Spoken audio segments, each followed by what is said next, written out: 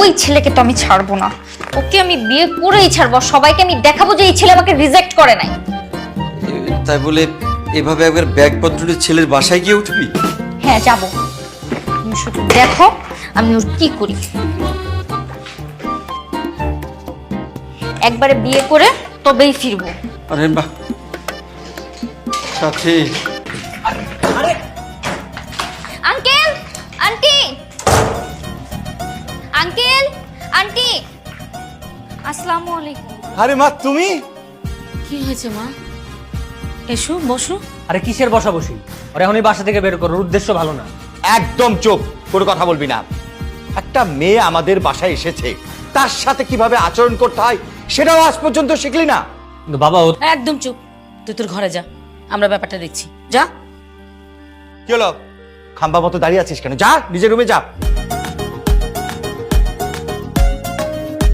মা এসো, বসো বসো মা, বসে বসে কথা বলি। এসো এসো।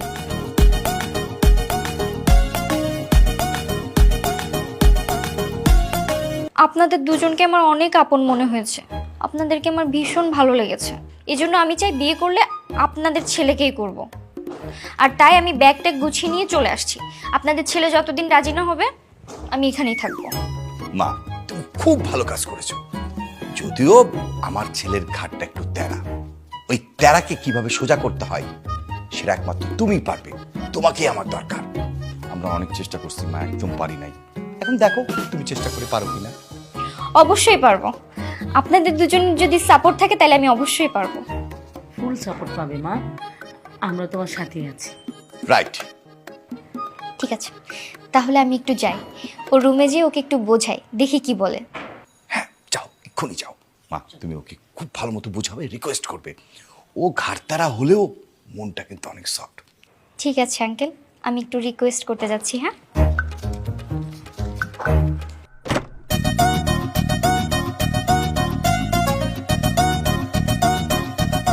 এবার আপনি গেট লক করলেন কেন? আমি আবার বলছি, আই এম সরি। ভালো ভালো বলেন আমাকে বিয়ে করবেন কিনা। রেশমি, এবার মনে হচ্ছে আমার ছেলেটা সোজা পথেই আসবে। ভালো ভালো তো অনেক দূরের কথা, খারাপে খারাপে বিয়ে করা এখন আর সম্ভব না। কেন? এখন তো একবার না বলছি, দুইবার না বলছি, তিনবার না বলছি, সারা জীবন এভাবে না বলবো, না না না বিয়ে করব না। এই রেশমি, থাপ্পড়ের শব্দ শুনলাম মনে হচ্ছে। হ্যাঁ থাপ্পড়ই তো, নিশ্চয়ই মেয়েটার গায়ে হাত তুলেছে নাকি। একটা মেয়ের সম্মান নিয়ে ছিনিমিনি খেলতে লজ্জা লাগে না? তাই বলে আপনি ওরা থাপ্পড় মারবেন? এত রাগ নিয়ে কি ও জীবনে সংসার করতে পারবে? সেটাই তো রকি, চলো না দেখি। এই তামিম, আসো। তামিম, তামিম, বাবা দরজাটা খোল। এখন তো দরজা বন্ধ করে মারছি, এরপর বাবা মার সামনে নিয়ে তারপর মারবো। সাহস থাকলে একটা মেয়েটা দেখান। এই আবার মেয়েটাকে মারছিস কেন? খবরদার মেয়েটাকে হাত তুলবি না। এই আপনার তো অনেক সাহস, অতিরিক্ত সাহস। হ্যাঁ আমার অনেক সাহস, সবার সামনে নিয়ে মারবো নাকি? আমি মেয়েদের গায়ে হাত তোলা কোনো অভ্যেস নেই, নাইলে নাইলে কি? এসব নাইলে ফাইলে দিয়ে আমার সামনে কাজ নাই, বুঝছেন? আমি এসব ভয় পাই না। আমার সাথে উল্টাপাল্টা আচরণ হলে সোজা মামলা করে দিতাম। ওকে আমি বৌমা হিসেবে মেনে নিয়েছি, তুই আর মারিস না বাবা। যান দরজা খুলেন। তার আগে বলেন আমাকে বিয়ে করবেন কিনা।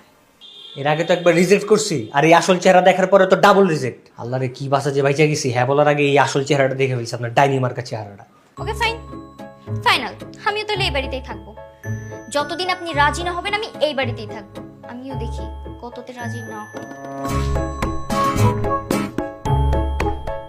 কি হলো তামিম, দরজা খোল, খোল বলছি। এসো মা, এসো।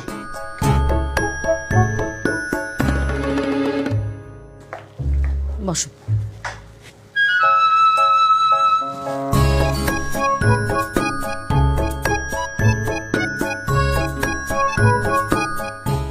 এই তামিম, আয় এদিকে আয়। আয় বলছি। কি হলো? এই তুই ওকে মারলি কেন? হ্যাঁ বাবা, আপনার ছেলে আমাকে মারছে। ছি ছি ছি ছি তামিম, তোকে আমি এই শিক্ষা দিছি, তুই হবু বৌমার গায়ে হাত তুলছিস? কিসের বৌমা, কার বৌমা? আমি তোরে বিয়েই করবো না। বিয়ে করবি না তো গায়ে হাত তুললি কেন? আর উল্টা ও না, মানে আমি ওর গায়ে হাত তুলছি, মেজাজ খারাপ হয়েছে, বেয়াদবি করছে, দিছি, মেয়েরা দিছি। তাহলে বিয়েটাও তোকে করতে হবে। তোর মতো দজ্জাল মেয়েরও তো আমি বিয়ে করতে পারবো না। ওর যদি আমি বিয়ে করি এই ঘর সংসার সবকিছু ধ্বংস করে ফেলবে। এই তুই দজ্জাল পুরুষ, বুঝছিস? তুই হচ্ছিস দজ্জাল পুরুষ। এই ঘরে শান্তি ফেরানোর জন্য এরকম একটা বৌমাই দরকার। আমি রাজি না। আমরা রাজি।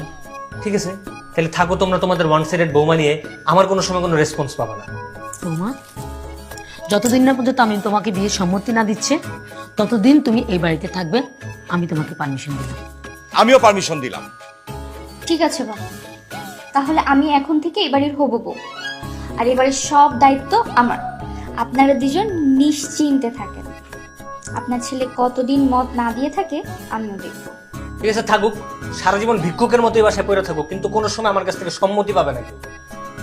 বাবা, ওকে রাজি করানোর দায়িত্বটা আমার উপর ছেড়ে দেন। আপাতত বলেন তো আমি কোন রুমে থাকবো? আসলে বৌমা, আমি ভেবেছিলাম তোমাদের দুজনে বিয়ে হয়ে যাবে, তুমি তামিমের রুমে থাকবে, ওটাই তোমার রুম হবে।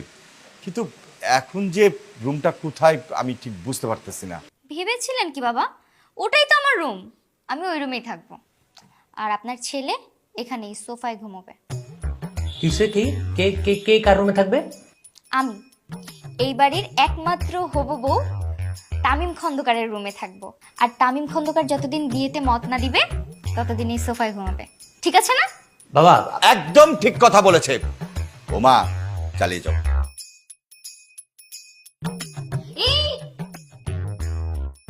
এই যে মিস্টার, কই যাচ্ছেন আপনি? আমি এখন বাজারে যাব। এই বাড়ির সব দায়িত্ব যেহেতু আমার, সুতরাং আমাকে তো বাজারে যেতে হবে। আর আমার বাজারের ব্যাগ বহন কে করবে? আপনি। সুতরাং একটা ব্যাগ নিয়ে চলে আসুন। কিরে, সারের মতো তাকিয়ে আছিস কেন? নতুন বউ, ও কি একা বাজারে যাবে নাকি? যা, তুই ওর সাথে যা যা। বাসায় শাক সবজি ফলমূল কিচ্ছু নেই, দুজন মিলে বাজার গিয়ে বাজার করে নিয়ে আসো। আজ থেকে আমাদের ছুটি। ছুটি? ছুটি? গরম গরম রুটি খাও। কে